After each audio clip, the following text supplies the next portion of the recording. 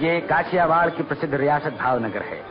हिंद सरकार के उप प्रधानमंत्री सरदार पटेल हवाई जहाज से सौराष्ट्र के संयुक्त राज्य की स्थापना के अवसर पर यहाँ आ रहे हैं। अनगिनत नगरवासी सरदार पटेल की सवारी के आने की प्रतीक्षा कर रहे हैं। सरदार वल्लभ भाई पटेल नावानगर के जाम साहब के साथ राजकीय गाड़ी में दरबार भवन जा रहे हैं। राज प्रमुख नावानगर के जाम साहब ने भरे दरबार में काठियावाड़ की 5 रियासतों के राजाओं से हिंद यूनियन के प्रति राजनिष्ठा की शपथ ली। सरदार पटेल ने इस अवसर पर भाषण देते हुए कहा कि मैंने बापू की दी हुई शिक्षा के अनुसार अर्थात प्रेम और आपस के मिलाप के आधार पर चलना सीखा है।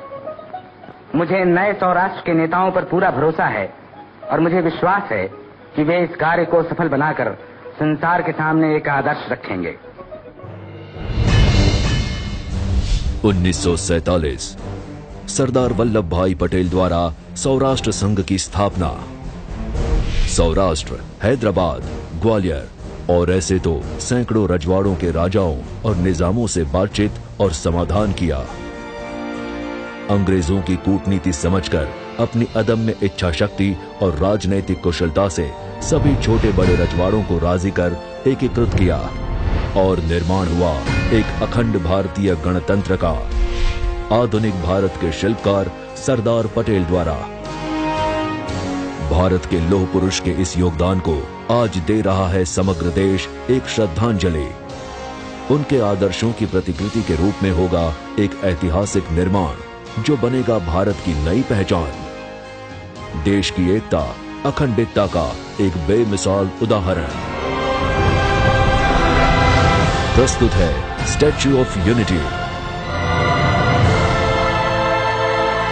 विश्व की सबसे ऊंची प्रतिमा।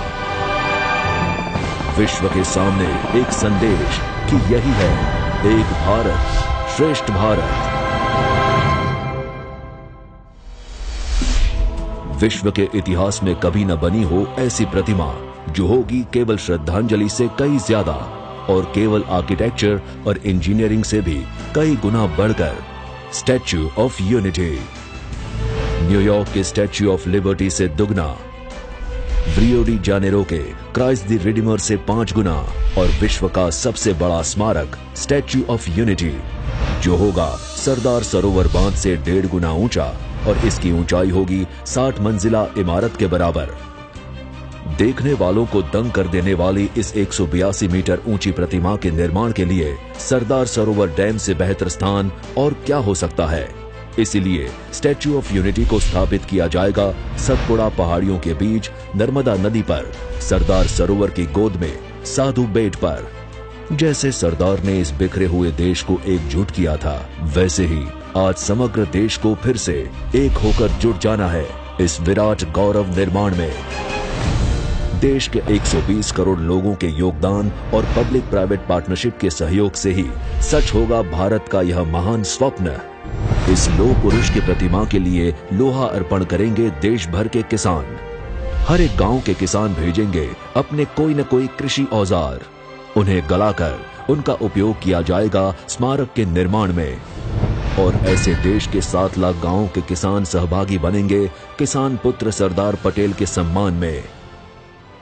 इस प्रोजेक्ट के अंतर्गत सरदार के प्रिय विषय जैसे कि कृषि, जल व्यवस्थापन, पर्यावरण, बायोटेक्नोलॉजी, आदिवासी विकास जैसे क्षेत्रों के विकास के लिए संशोधन केंद्र भी स्थापित किए जाएंगे।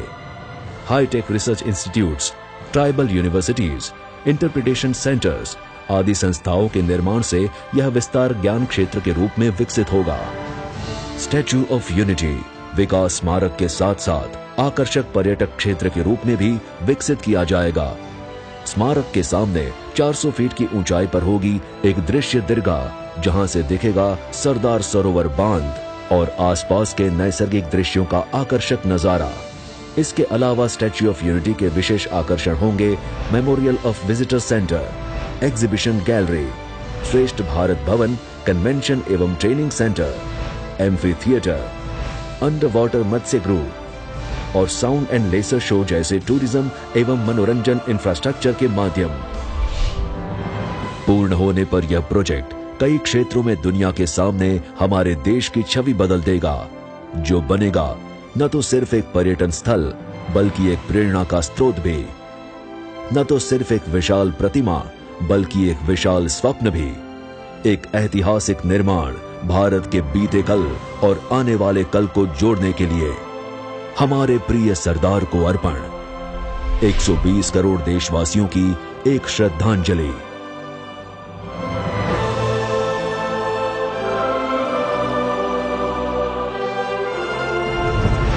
स्टैच्यू ऑफ यूनिटी, विश्व की सबसे ऊंची प्रतिमा।